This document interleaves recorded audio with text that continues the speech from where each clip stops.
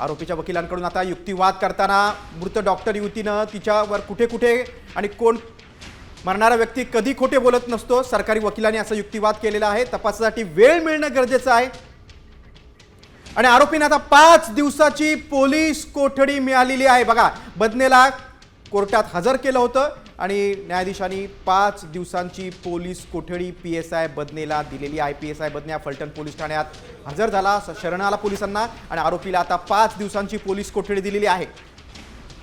महिला डॉक्टरनं आपल्या हातावर जे लिहिलेलं होतं सुसाईड नोट, त्यामध्ये बदनेचं नाव होतं आणि त्यानंतर बदने फरार झाला होता। आणि आता आरोपीला 5 दिवसांची पोलीस कोठडी सुनावण्यात आलेली आहे। न्यायालयीन कोठडी देणार का पोलीस कोठडी देणार असा प्रश्न सर्वांसमोर उपस्थित होता। मात्र आता हे न्यायालयानं आरोपी बदनेला 5 दिवसांची पोलीस कोठडी सुनावली आहे। निलंबित पोलीस उपनिरीक्षक गोपाल बदनेला कोर्टात हजर केलं। कोर्टानं 5 दिवसांची पोलीस कोठडी दिलेली आहे। आता या 5 दिवसांच्या पोलीस कोठडीत बदने काय काय माहिती देतो त्याकडे सगळ्यांचं लक्ष असणार आहे।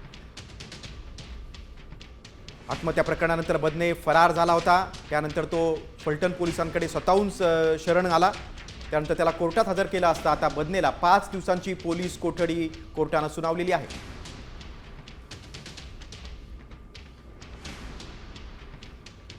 गोपाळ बदनेला पोलीस कोठडी मिळालेली आहे। डॉक्टर तरुणी आत्महत्या प्रकरणी संपूर्ण राज्यात हे सगळं प्रकरण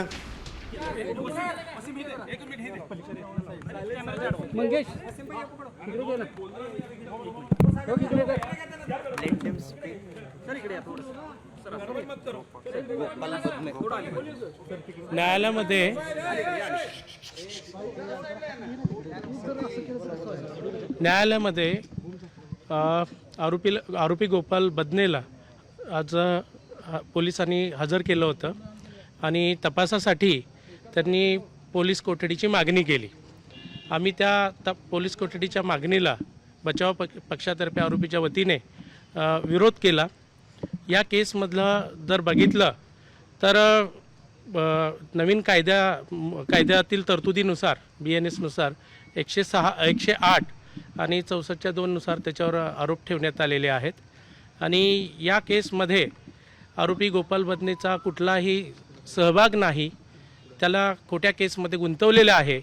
आपण केस जर बघितली, या केसमध्ये जे आरोप आहेत ती जी पीडित महिला आहे, पीडित डॉक्टर आहेत त्या, आणि त्यांचं शिक्षण MBBS पर्यंत झालेलं होतं आणि ते फलटणमध्ये आरोपी नंबर 2 प्रशांत बनकर याच्याकडे भाड्याने राहत होत्या आणि या केसमधला सगळ्यात महत्त्वाचा जो मुद्दा आहे तिचं स्वतःचं घर असताना फलटणमध्ये ती हॉटेलमध्ये रूम घेऊन भाड्याने राहते आणि फिर्यादी आता isakal.com आहे देशातील नंबर 1 ची मराठी न्यूज वेबसाईट। प्रत्येक अपडेटसाठी isakal.com ला नक्की भेट द्या।